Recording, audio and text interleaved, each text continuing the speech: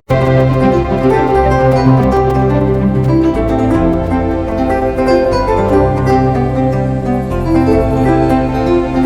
Tour 2 రోజులండి. Badami caves temple ఒకటి, పట్టడక్కల ఒకటి, ఐహోలు, ఈ 3 ప్లేసులు మాత్రము తప్పకుండా చూడాల్సిన ప్లేసులండి.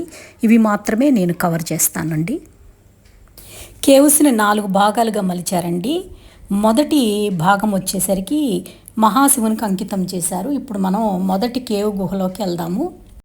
అర్ధనారీశ్వర విగ్రహం అండి. ఇందులో ఒకవైపు నంది, ఒకవైపు పార్వతీదేవి వైపు చెలికత్తె ఉన్నారు చూడండి.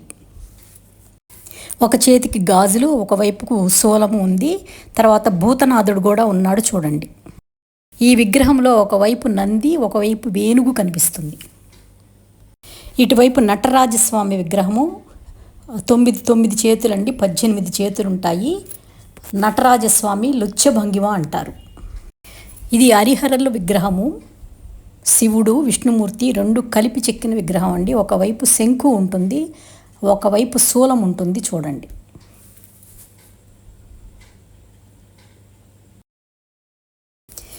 పై భాగంలో సీలింగ్కి చెక్కిన విగ్రహాలండి ఇది. ఇందులో గంధర్వులు, కమలాలు, ఆదిశేషుణ్ణి కూడా చెక్కారు చూడండి. వీళ్ళు గంధర్వులండి. ఈ పక్కకు వస్తే చిన్న చిన్న చక్రాలు పైన సీలింగ్కి చెక్కారండి.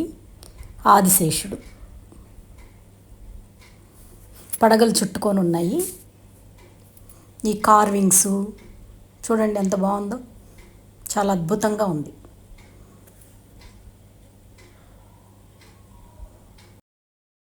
మహిషాసుర మర్దిని విగ్రహం అండి. గుహ చాలా చీకటిగా ఉంది. టార్చ్ లైట్ వేస్తే కానీ కనిపించడం లేదండి. మహిషాసుర మర్దిని చూసారా, మహిషుడు, అమ్మవారి చేతిలో శూలం.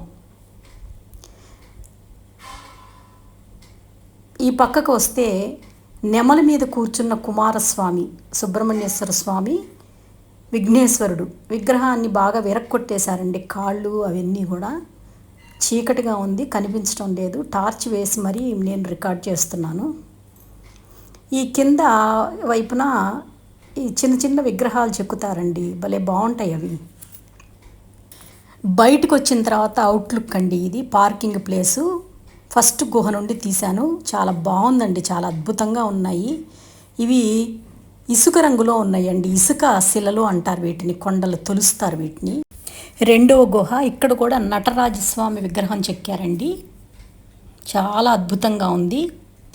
ఇవి బాదామి చాళుక్య నిర్మాణ శైలిలో 6వ శతాబ్ద కాలం నాడు చెక్కినటువంటివండి. ఇవి పూర్వం బాదామి అనే ప్రాంతములో చెక్కారు. ఫస్ట్ వాతాపి అనే పేరుండేదండి, అది నెమ్మదిగా బాదామిగా మారింది.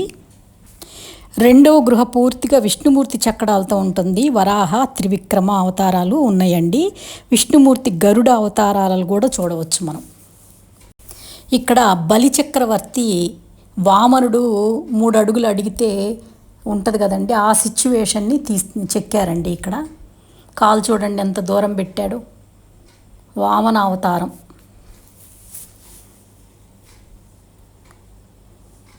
పైన సీలింగ్కి గంధర్వులండి. తర్వాత నగలు బాగున్నాయి చూడండి, చైన్స్ లాగా చెక్కారు చూడండి.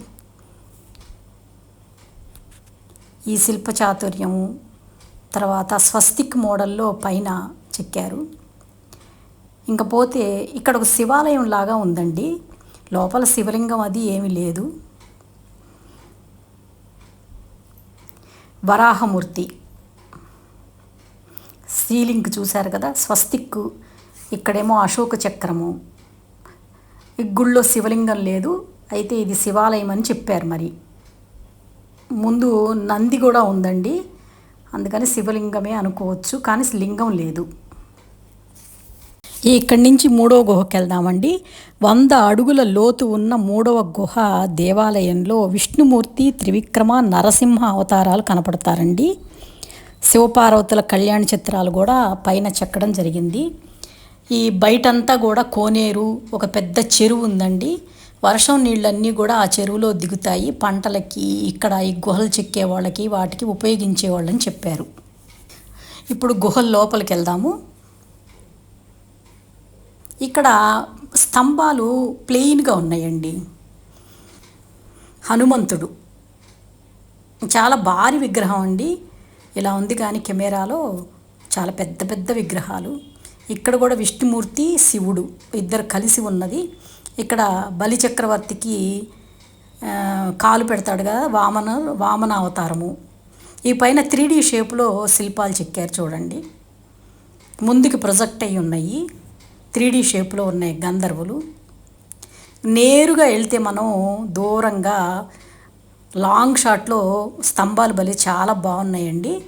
ఆ పైన సీలింగ్ చూడండి, అసలు సీలింగ్ చెక్కడం ఎంత కష్టమో ఎంత బాగా చెక్కారు. విష్ణుమూర్తి అండి ఎంత బాగా చూస్తున్నాడో ఆదిశేషుడి మీద.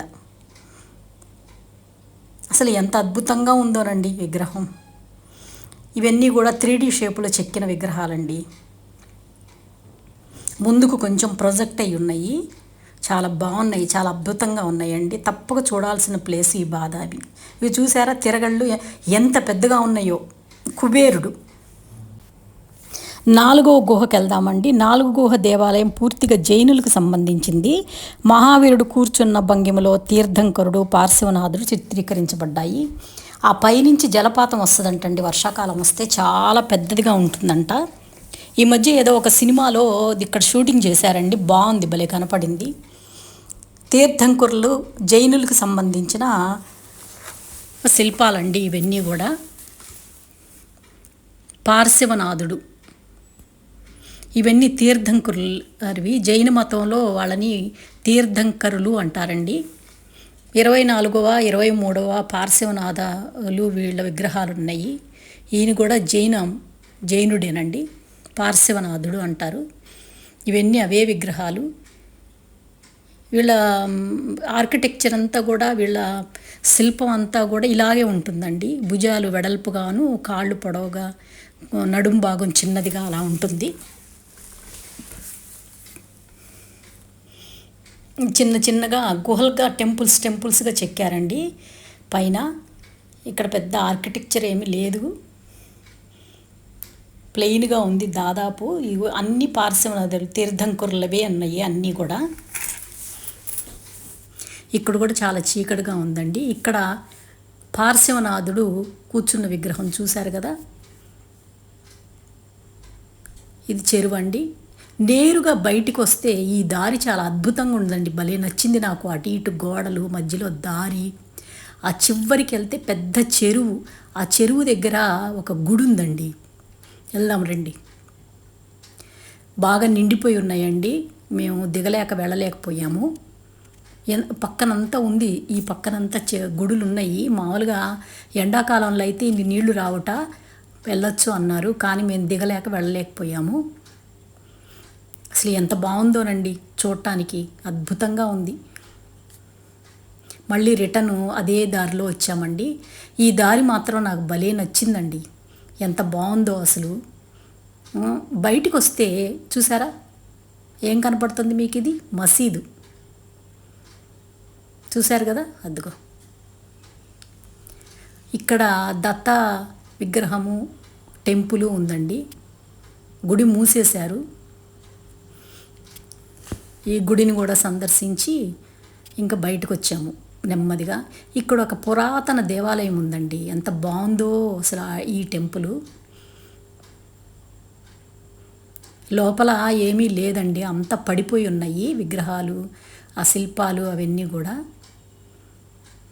ఇంకా బయటకు వచ్చే దారిలో బయట మసీదు ఉందండి. మొత్తం 240 మెట్లండి. ఇంతటితో బాదామి కేవ్స్ వరకు అయిపోయిందండి. రేపటి కలుద్దాం.